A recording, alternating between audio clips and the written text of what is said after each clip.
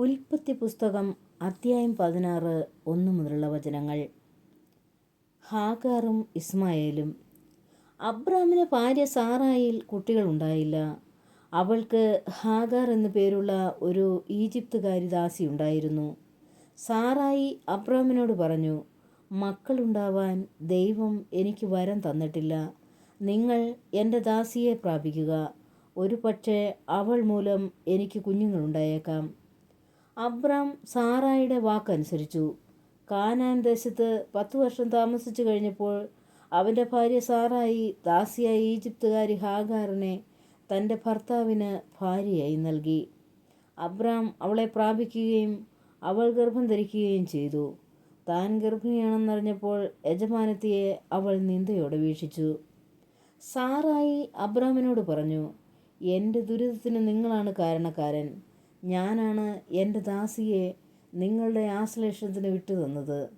പക്ഷേ താൻ ഗർഭിണിയാണെന്ന് കണ്ടപ്പോൾ അവൾക്ക് ഞാൻ നിന്ദയായി.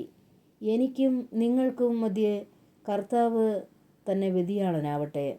അബ്രാം പറഞ്ഞു, നിന്റെ ദാസി ഇപ്പോഴും നിന്റെ കീഴിലാണ്. നിന്റെ ഇഷ്ടം പോലെ അവളോട് പെരുമാറിക്കൊള്ളുക. സാറായി അവളോട് ക്രൂരമായി പെരുമാറാൻ തുടങ്ങി. അപ്പോൾ അവൾ സാറായിയെ വിട്ട് ഓടിപ്പോയി. എന്നാൽ കർത്താവിൻ്റെ ദൂതൻ ഷൂറിലേക്കുള്ള വഴിയിൽ മരുഭൂമിയിലുള്ള ഒരു നീരുറവയുടെ അടുത്ത് വെച്ച് അവളെ കണ്ടെത്തി. ദൂതൻ അവളോട് ചോദിച്ചു, സാറായിയുടെ ദാസിയായ ഹാഗാറെ, നീ എവിടെ നിന്ന് വരുന്നു? എങ്ങോട്ട് പോകുന്നു? അവൾ പ്രതിവചിച്ചു, ഞാൻ യജമാനത്തിയായ സാറായിൽ നിന്ന് ഓടിപ്പോവുകയാണ്. കർത്താവിൻ്റെ ദൂതൻ അവളോട് പറഞ്ഞു, നീ യജമാനത്തിയുടെ അടുത്തേക്ക് തിരിച്ചുപോയി അവൾക്ക് കീഴ്പ്പെട്ടിരിക്കുക. ദൂതൻ തുടർന്നു, എണ്ണിയാൽ തീരാത്തവണ്ണം നിന്റെ സന്തതിയെ ഞാൻ വർദ്ധിപ്പിക്കും. നീ ഗർഭിണിയാണല്ലോ. നീ ഒരു ആൺകുട്ടിയെ പ്രസവിക്കും. അവന് നീ ഇസ്മായേൽ എന്ന് പേരിടണം. കാരണം കർത്താവ് നിന്റെ രോദനം കേട്ടുകൊണ്ടിരിക്കുന്നു. അവൻ കാട്ടുകഴുതയ്ക്കൊത്ത മനുഷ്യനായിരിക്കും.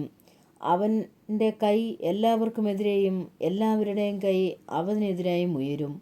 അവൻ തൻ്റെ സഹോദരങ്ങൾക്കെതിരായി വർത്തിക്കുകയും ചെയ്യും. അവൾ തന്നോട് സംസാരിച്ച കർത്താവിനെ ഏൽ റോയി എന്ന് വിളിച്ചു. കാരണം എന്നെ കാണുന്നവനായ ദൈവത്തെ ഞാനും ഇവിടെ വെച്ച് കണ്ടു എന്ന് അവൾ പറഞ്ഞു.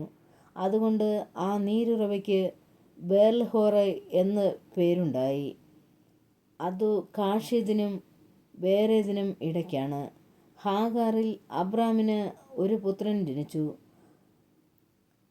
ഹാഗാർ പ്രസവിച്ച മകന് അബ്രഹാം ഇസ്മായേൽ എന്നു പേരിട്ടു. ഹാഗാർ ഇസ്മായേലിനെ പ്രസവിച്ചപ്പോൾ അബ്രാമിന് 86 വയസ്സായിരുന്നു. നമ്മുടെ കർത്താവായ മിശിഹായിക്ക് സ്തുതി.